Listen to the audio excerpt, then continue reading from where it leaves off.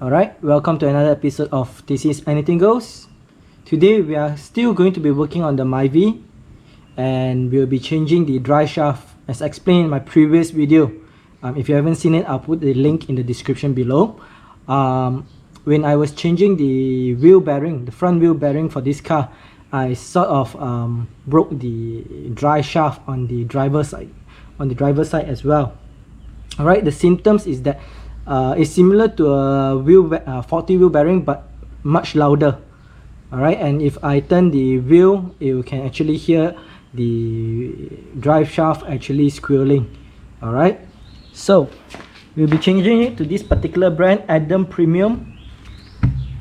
Alright, this is not a sponsored video, but let's see what comes in it. Alright,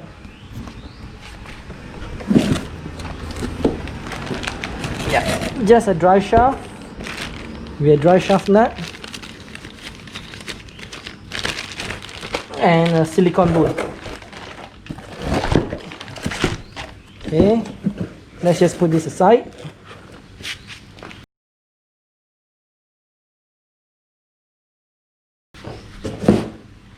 So I'll be changing this with the assistance of the air impact wrench, just to make it quick.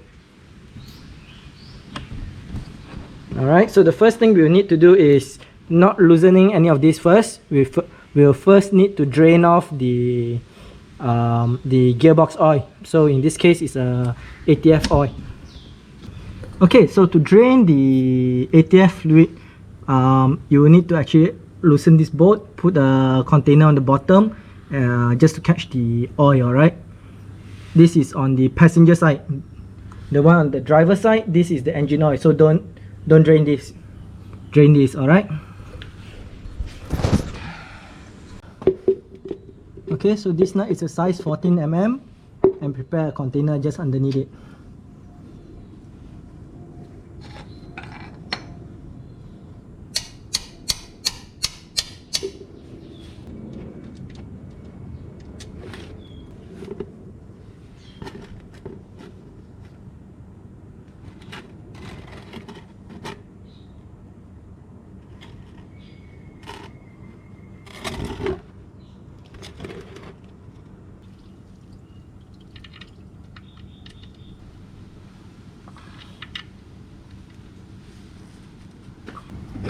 Okay, so we've drained 2 liters plus a bit. Alright, next. So what's next is that you need to actually tighten this back. Alright, you don't have to drain the whole thing, just drain until it's dripping.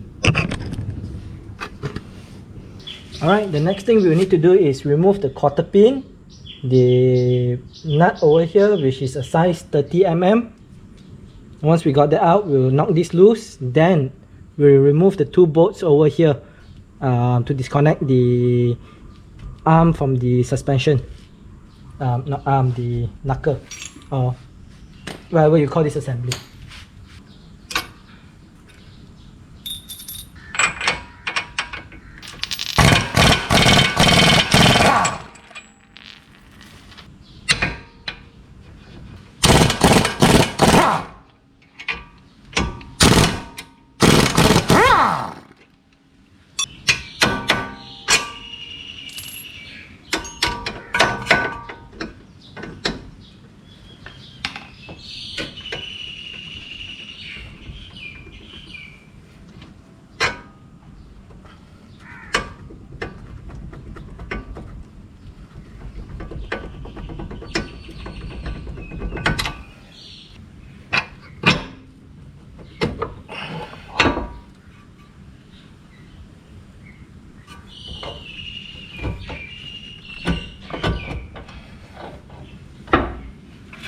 Okay, now that we have removed that, next.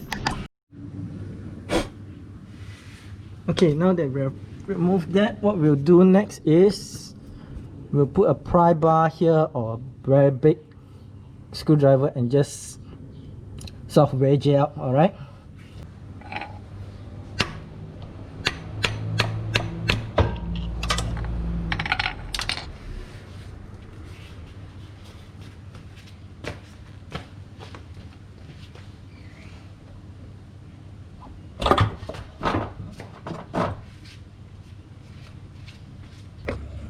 Okay, the next thing you want to remove now is the oil seal, which is right here.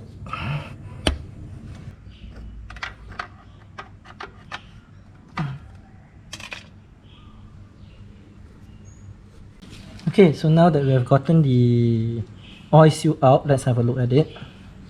Yep, this oil seal was actually in quite a good condition actually. It's just that when removing it, I sort of broke the rubber piece and the metal here.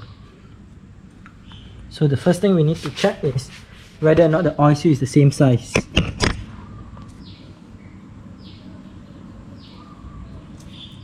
Okay. Okay, same size. Alright, so this is the proper oil seal. Okay, so to put it back in, I'll be using this. So what I'll do is I'll place it there and I will gently knock it in from all sides. Okay, from the sides, left and right, top and bottom, alright? But first, we'll apply a little bit of Atf fluid at the side here, alright, just to make it easier to go in.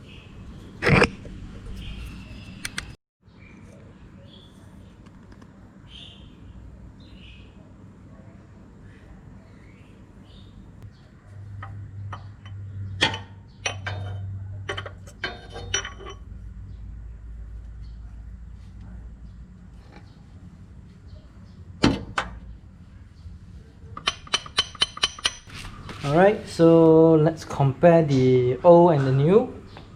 So in terms of the old one, okay, there's some sound coming from it. This is good, very nice and smooth. This is tight and doesn't go all over.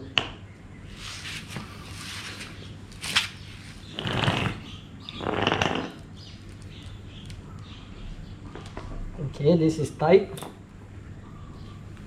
This is all loose. Okay, so to install this, the first thing we need to do is that we need to lubricate this with some Atf fluid. This will make it easier to go into the gearbox.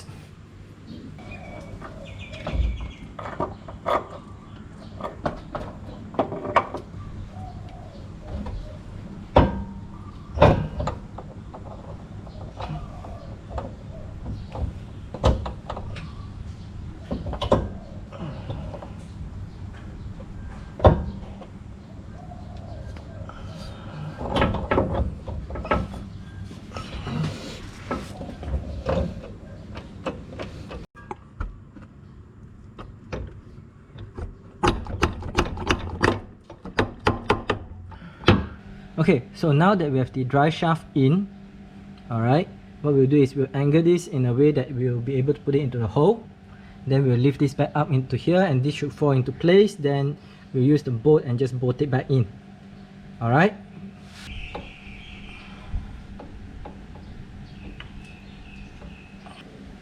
Very good.